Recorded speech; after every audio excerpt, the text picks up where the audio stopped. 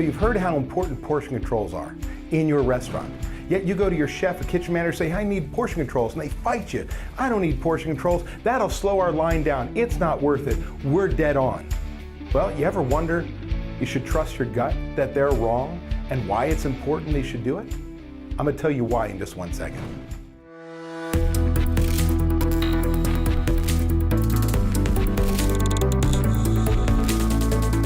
Hello, this is Dave Scott Peters with therestaurantexpert.com, and I feel your pain. I've walked down to back to my kitchen and say, hey chef, we need portion controls. Oh yeah, sure, and they put the ladle in and the right scoop and all this stuff, and days go by and I come in and it's a ladle twice the size and there's no scoop, there's tongs, there's all these different things. Nobody cares, nobody pays attention. And you know, they tell me, well, it's too hard. I've tried, David. I tried to implement these portion controls, but I just can't get anybody to use them. What the hell does that mean? Who signs their paycheck? Now, don't get me wrong, I need employees. I want my employees. I cherish and value my employees, but they are gonna do the damn job. So you need to manage your damn business. Now, look, portion controls are extremely important. Let me tell you why. Let's say, following the recipes, you did recipe costing cards, you've got your menu mix, which your customers actually purchased. By putting those together, I can tell you what your ideal food cost should be if there was no waste, no theft, no spoilage, perfect restaurant, which does not exist. And let's say that perfect, ideal food cost for your restaurant is 30%.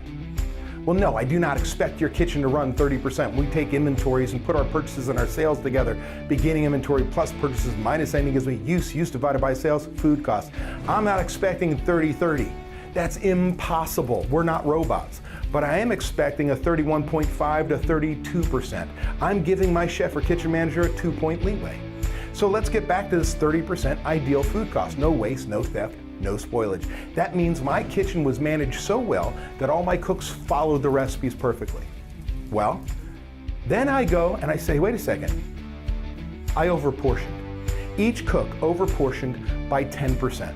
Now, do me a favor, think about it. Can your naked eye see 10% more French fries on a plate, 10% more rice, 10% more beans, 10% more shredded lettuce, whatever it may be? The answer is no. When you say, wow, that's too big, you see 25% or even more, and you say, whoa, fix it. So let's say every dish goes out of your kitchen 10%, just slightly, 10% bigger than it should be. The portions were larger than they should be by 10%, no big deal. Well, you take a 30% ideal food cost and you now make it 33%. On every $1 million in sales you do, that is a lot of money. So it's critical to make sure that we are using portion controls on our line. What should we use? We should use scales. Now I know you've got that digital scale that's broken all the time. Use the springy ones, just make sure you calibrate them. So if it calls for 8 ounces of brisket, I literally, if I were a barbecue place, I'm gonna take the paper boat, put the brisket in there, and I'm gonna throw away the paper boat after each one, because if I overportion brisket, it could kill my profitability.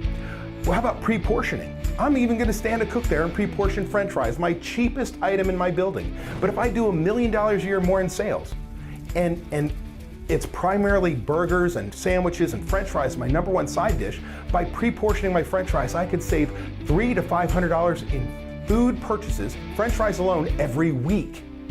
What about ladles? Put the proper label. If it says a 1 ounce ladle, put a 1 ounce ladle in. Make sure that we're using measuring containers. If I want a salad to go out, fine, I don't care if it's a coffee cup. If that's a half salad, fill it up, dump it. I don't care what it is, make sure they're standard vessels used for everything. But think about this. It's one thing to put those in place, and you've heard it. Oh, I've tried this before. It takes a manager and a checklist every shift to verify that the right things are being used, and you need to verify, teach, train, hold people accountable. You gotta manage this process. But by doing so, you could literally reduce your food costs 2-3 points if you have nothing in place right now. That's how you become successful in the restaurant business.